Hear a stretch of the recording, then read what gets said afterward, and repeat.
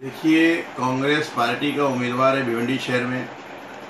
Congress party के उम्मीदवार को जो है दिल्ली से उम्मीदवारी उनको फाइनल की गई है और यहाँ पे जो भी नगर सेवक हों या कुछ पदाधिकारी उनका विरोध कर रहे हैं, मैं अपनी पार्टी की तरफ से, राष्ट्रवादी कांग्रेस पार्टी की तरफ से ये कहना चाहूँगा कि ये सिर्फ इनका मेन बिजनेस क्या है कि कैसे भी कैंडिडेट को लूटा जाए, और कैंडिडेट को लूटने के लिए ये सब षड्यंत्र रचा जा रहा है। इन्होंने जो आदमी का नाम कांग्रेस में टिकट देने के लिए प्रपोज कर रहे हैं, सबसे पहले उसको तो मेंबर होना चाहिए, वो पार्टी का मेंबर भी नहीं है। और यही लोग जो है थोड़े दिन पहले बारादरी होटल में एक मीटिंग लेकर इन्होंने एक जुमला कहा था, पैरासूट का कैंडिडेट नहीं चलेगा। तो आज अचानक ऐसा क्या हो गया कि 47 में से 41 कॉर्पोरेटर वो उम्मीदवार के खिलाफ हो गए और उनके टिकट काटने की बात कर रहे हैं। वो बोलते हैं कि बीजेपी वाले पटाखा बजा रहे हैं सुरेश टौरे के नाम पे। बीजेपी वाले पटाखा इसलिए नहीं बजा रहे हैं कि वो सुरेश टौरे को टिकट मिल गया, बीजेपी वाले पटाखा इसलिए बजा रहे हैं कि वो अपनी हार को, गिनती के पहले ही हार को मान रहे हैं, इसलिए पटाखा बजा रहे हो। तो कहीं ना कहीं ये गंदी सियासत करने वाले लोग जो इस शहर में ये जो 47 में से 41 की टीम अलग हुई है, जो ये चमचागिरी और जो दलाली ये करते हैं आए हैं, इनका कहीं से कुछ धंधा चल नहीं रहा है।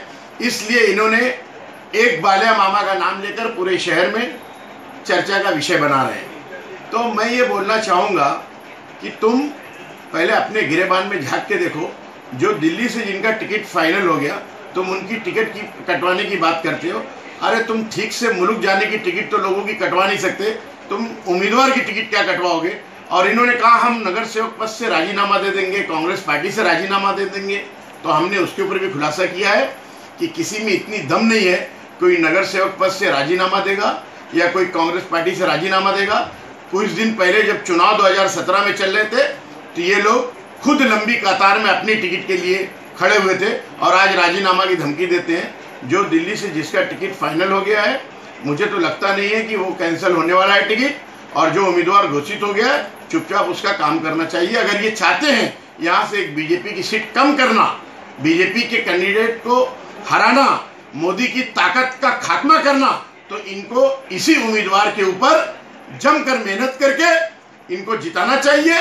और ये शहर में लोकसभा का जो फैसला है, जो लोकसभा का उम्मीदवार जीत के जाता है वो जनता तय करेगी, कोई नगर सेवक और कोई आमदार नहीं तय करता। ये डायरेक्ट चुनाव होता है और जनता का निर्णय होता है। कोई नगर सेवक में इतनी दम नहीं है। मैंने तो ये भी कहा है कि अगर नगर सेवकों में इतनी दम है तो 41 में से कोई एक लड़के और खासदार बन के बताए, तो मैं जानता हूँ कि बड़े ताकतवर हो तुम लोग। कुछ भी हवाई बातें मत करो, अपनी लिमिट और औकात में रहना चाहिए। ये तो यहाँ की जनता के हाथ में है कि हमको कब तक घूमना है, हमको किसकी बात सुनना है, किसकी बात नहीं सुनना है। जो नगर सेवक लोग इनको मिसगाइड कर रहे हैं, आज उनको तकरीबन 2 साल हो गया चुन कर आए, वार्ड का कोई काम नहीं दिखाई देता है, शहर की कोई तरक्की नहीं दिखाई देती, कोई विकास का काम नहीं दिखाई देता। चले हैं लोकसभा और विधानसभा की बात करने के लिए। आने वाले समय में इनको खुद इनकी औकात मालूम पड़ जाएगी। कभी विरोध तो कभी समर्थन, क्या पैसा बोलता है? 100% ये सब पैसों के लिए हो रहा है और पैसे का ही खेल है। पैसा उनको दोनों तरफ से चाहिए, चाहे वो किसी नए उम्मीदवार का नाम बोले, चाहे जूने उम्मीदवार को। सिर्फ ब्लैकमेलिंग का काम चालू है। ये सारे शहर की आवाम, सारे शहर की जनता जान चुकी है कि ये सिर्फ ब्लैकमेलिंग का काम चल रहा है। जो इनको सिर्फ पैसा चाहिए, इनको शहर से कुछ लेना देना नहीं। धन्यवाद।